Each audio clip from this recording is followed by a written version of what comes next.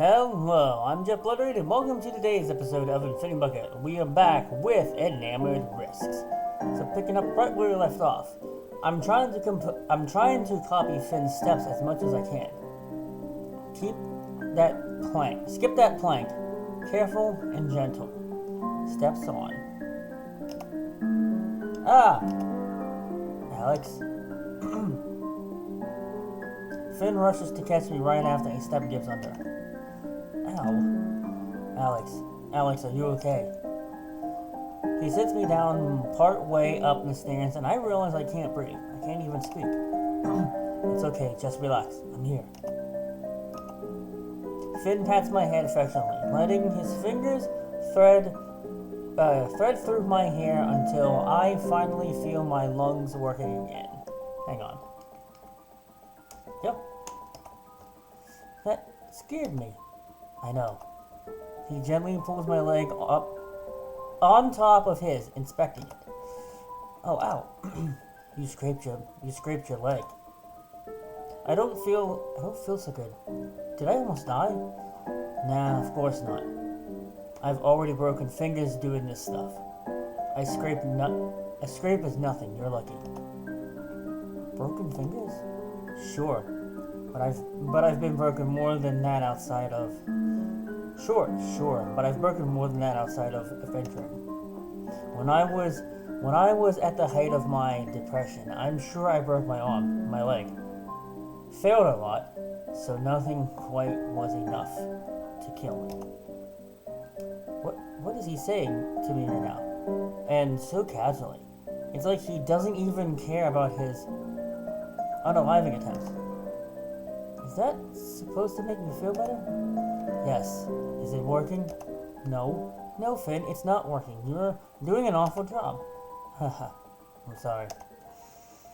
And he's just laughing it off. Let's go back down. I think that's enough for tonight. Yeah, I think so. We trace our steps to meet up with Zyna and Paxton back at the first floor. No one is very enthused when they see me limping.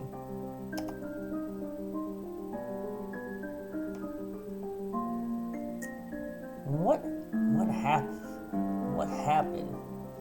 I think maybe for Zyna I should do the Lex voice.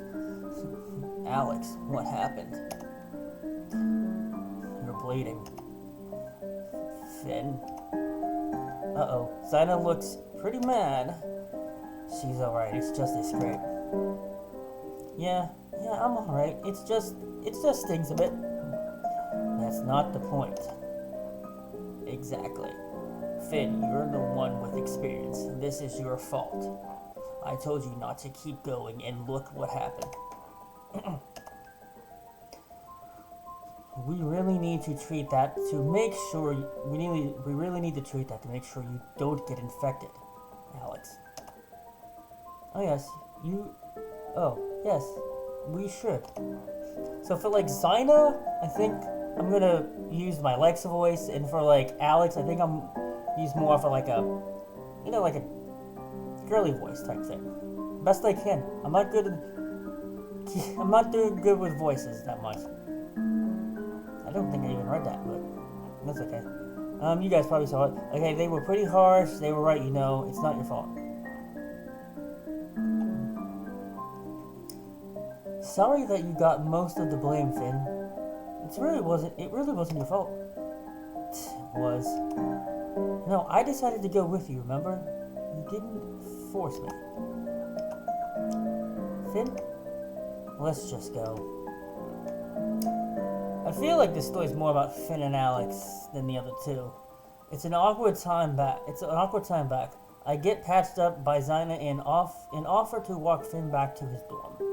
But he denies me. No matter what I do, Finn doesn't talk to me. With a hurt leg, I go back to my dorm to sleep. It's not supposed to be a long walk, but each step is more painful than the last. Scratchy echoes suggest something else's staggering footsteps are behind me, even though I know I'm alone. There's only my shadow, limping behind me like a herding monster. I almost said mustard. Under glowing street lamps in a gray sky. Bzz. Ugh, what time is it? Why is my phone vibrating? Finn? Why is he vague texting me at midnight? Do I want to meet him for another trespass? Just the two of us now? It's kind of like an illegal date.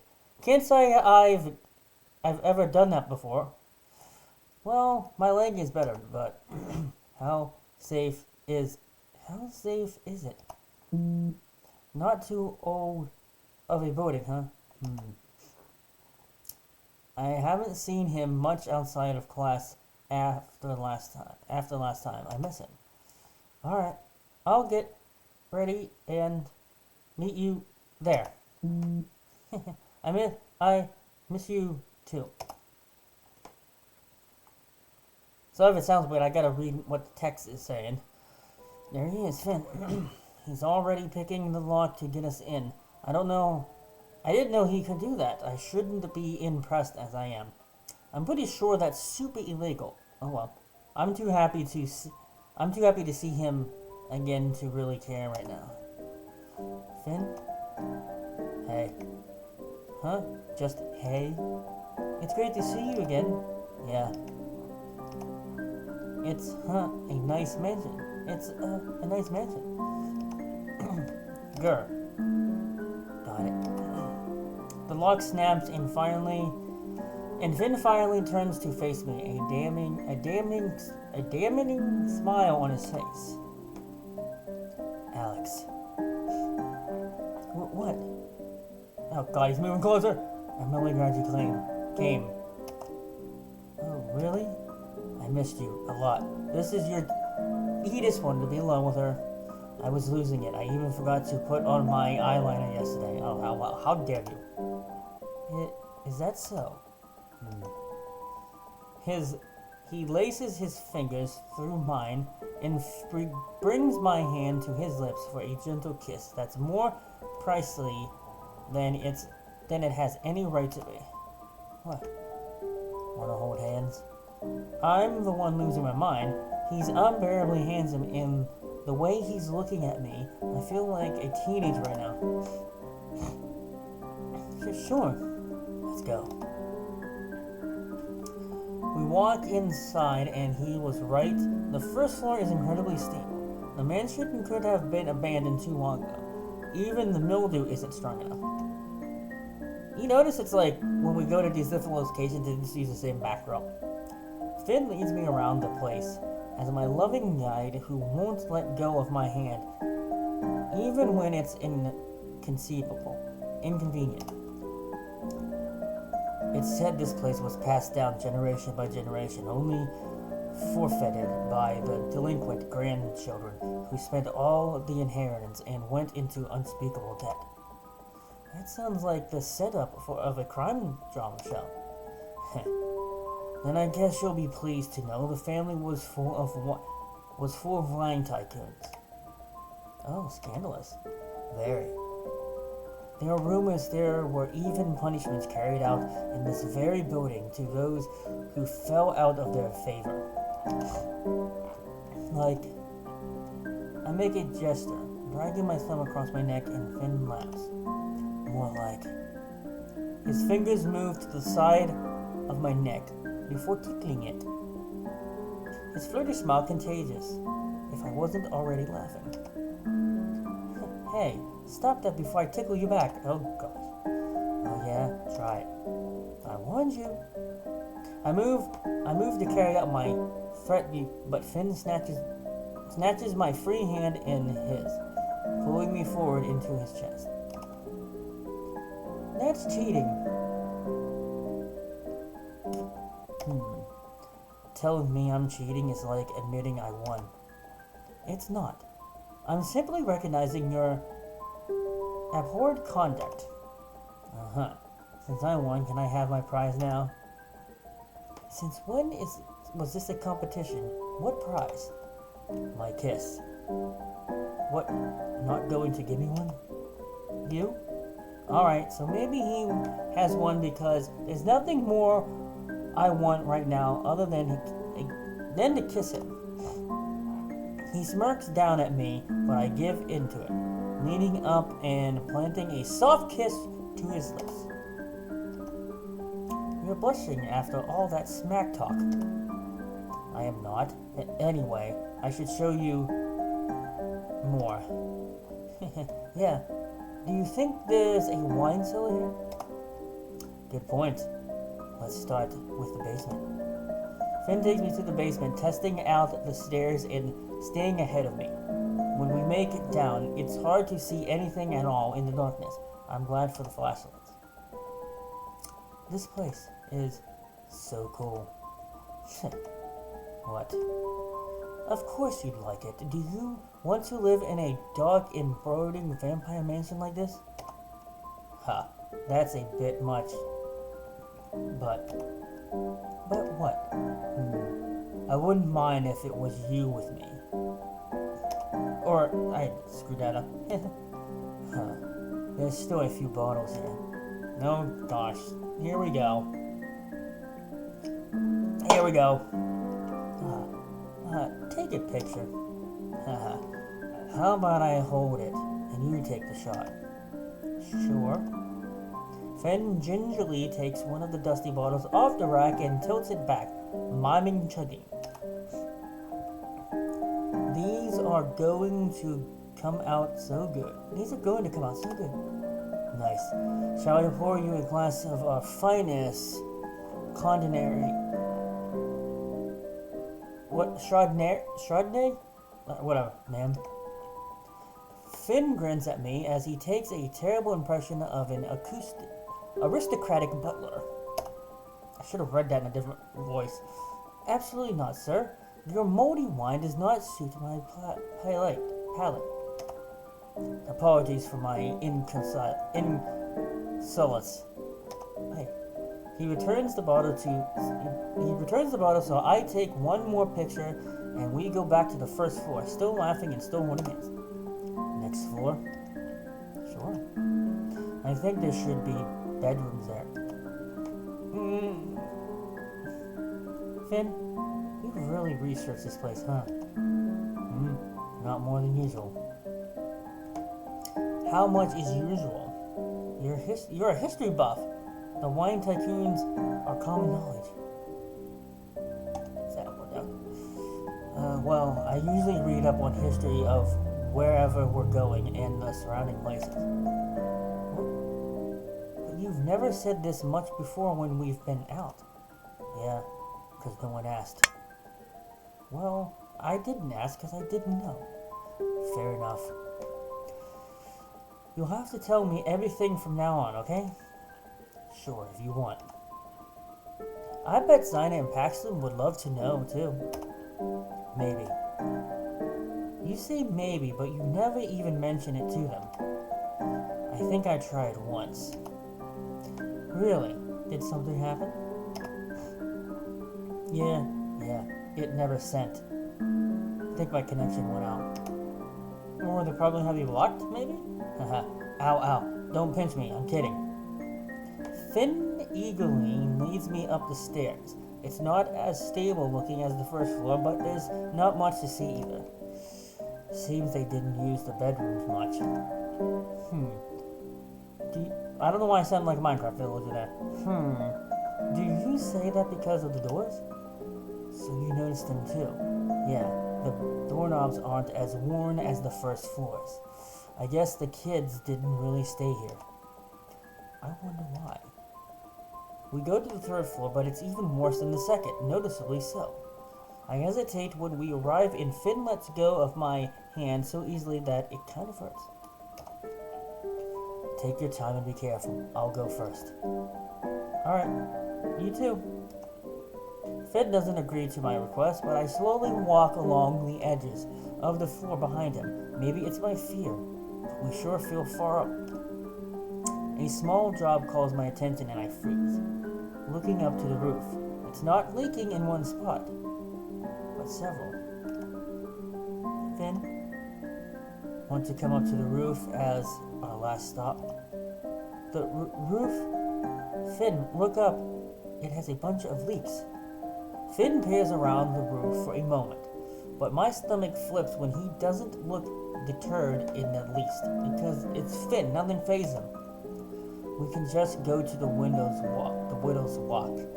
It's leaking, but otherwise it looks like it's held up pretty well.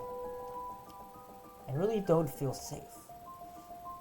As if one cue, I feel a distant sting in my leg, reminiscent of another time I was unsure. Are you sure? It's probably fine.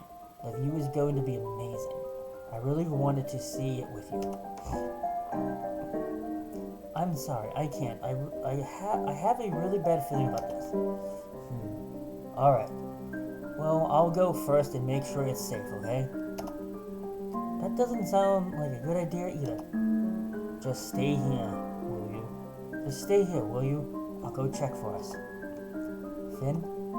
It's pointless trying to talk him out of it. My protests become white noise to Finn's curiosity, as forgotten as the spiderwebs that do nothing to deter him. Cautiously, I follow and watch him go up to the widow's block, praying nothing happens. From the bottom of the steps, I can see his legs carefully shifting around. It's beautiful up here. I'm sure it is. I'm going to get a bit closer. Hold on. And, you know, if you fall and hurt yourself, I'm going to laugh. What? Finn, wait. And he falls, doesn't he? I scream before he does. I knew it! Screen shake. Finn? Finn. Finn's shoes fall with a deafening thud nearby, sending up dust before the floorboard. It fell on cracks. He's halfway through the ceiling, hanging onto a support beam that can't do the one job it's supposed to. Support? Finn is going to fall, and it won't just be through the third floor. Hold on, Finn. Oh my god, please don't let go. I don't think I can for much longer. I'll call for help. Alright. I'll open my cell phone to call 911, but I hear the beam crack a little more just as more tiles on the roof fall through. They'll never get there in time. I have to at least try to help him. Why would you call 911 knowing that he picked the lock? Finn, I'm coming to get you. It's too dangerous. I don't care. A panicked voice that doesn't feel like my own shouts at him. I hurry up the short stairs to the widow's walk, watching every step I take, like Finn's life depends on it. Because it does. Don't move, Finn. Finn's teachings come to me in a blur. That step doesn't look safe. My feet shuffle and distribute my weight evenly. Look for and avoid everything damaged. I don't have time to tremble, but my hands shake anyway when I finally return.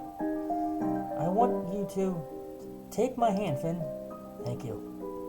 I reach for him, crawling on my knees and reaching both my hands out. He gathers himself a moment. There's only one chance. If I don't help him, if I don't save him now, I'll never see him again. Finn takes a deep breath before jumping for me and letting go of the beam.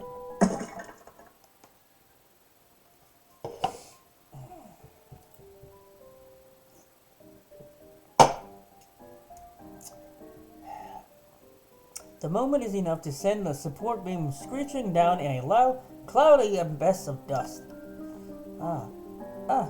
I've got you. As the new support beam, I fear I can't help him either. Finn is heavy, too heavy, and I desperately tug him towards me until me and my limbs are screaming from the pain. What's left of the widow's walk floor creaks around me, and I shift my left knee away to see the spot where I was kneeling, collapsing. I